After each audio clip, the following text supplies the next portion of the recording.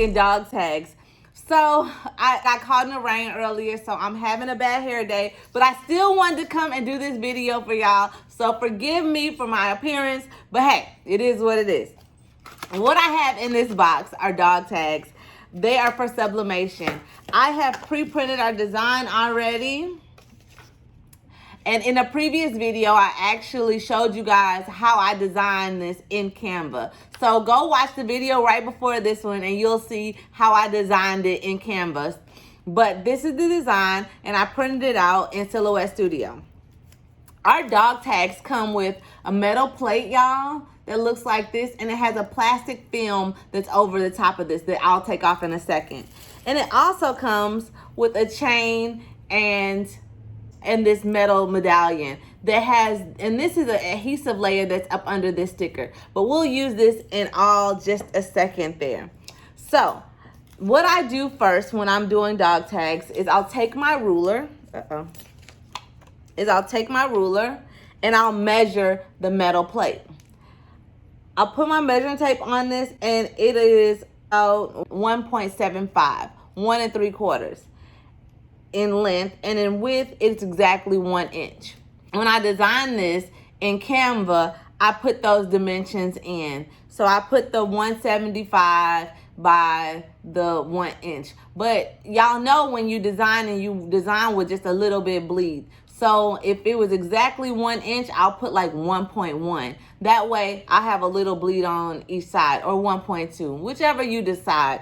But just make sure that all of your words and your images are in those exact constraints. You get what I'm saying? So if you're doing a 1 inch design, 1 inch in width by, let's say, 1 inch in height, make sure that your design stays within that 1 inch. Even though you're making your template to be a little bit bigger, make sure that your picture stays within the 1 inch.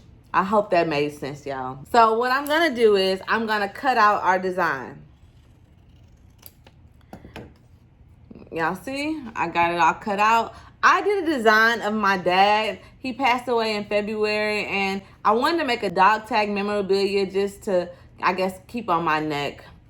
So this is the metal plate that we were speaking about earlier. And what you're gonna do is maybe take an X-Acto knife or your nail if you can, and just peel back this corner. Uh-oh. When y'all doing this, make sure you don't scratch the plate itself. But it has a plastic film, and you're just gonna pull that plastic film off. Y'all see that?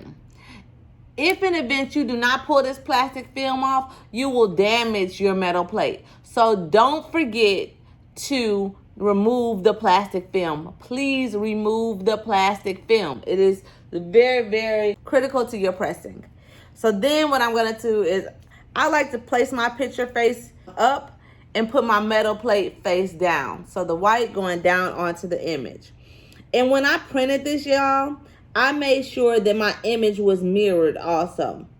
So whenever you're doing sublimation, make sure that you mirror your design. It does not matter if you mirror your design inside of your print software. For instance, I print in Silhouette. I usually flip horizontally in Silhouette Studio. Or the other way you could do it is you can flip inside the print settings. So when I go to print, they have a flip, mirror inside the print setting. So either you can mirror your image inside of your program or inside of the print settings. Whichever one you decide to do, just don't do both. That's all I can tell you. Don't do both. The next thing that you need is thermal tape. You need a heat resistant tape. I love this tape dispenser that we have because you could turn and it just click and cut you a bunch of pieces at one time. You want to tape your design. Make sure you get the paper taped and also the metal plate. Now that I have it all taped, make sure also that you do not put this tape on this side, because I did that before and you'll have some type of ghosting from the tape, and that is not cute. So make sure that the tape stays on this back side and not on the print where the image will be. So make sure that stays blank. And now what we're gonna do is go over to the press and press this for 400 degrees at 60 seconds. All right, guys, now that we're at our heat press, let's get our butcher paper. We have it already pre-cut. We're gonna lay it on our heat press. The reason that we do that is when we print this out, you know, I print with a little bit of bleed. Well, this little bit of bleed that we have, we don't want it down on our mat. So I put the butcher paper down so that it'll catch whatever is on the sublimation paper. And we're gonna press this for 60 seconds at 400 degrees. All right, guys, so while that is heating up, I wanna talk to you just a little bit about our sublimation paper. This is our sublimation paper. It is HOV Plus Sub. It is my own paper that it belongs to House of Vinyl. It's the HOV, House of Vinyl sublimation paper. It is amazing. I stand by it. Y'all know my name is true and I don't be doing no lying. This stuff is good. Y'all gotta try it.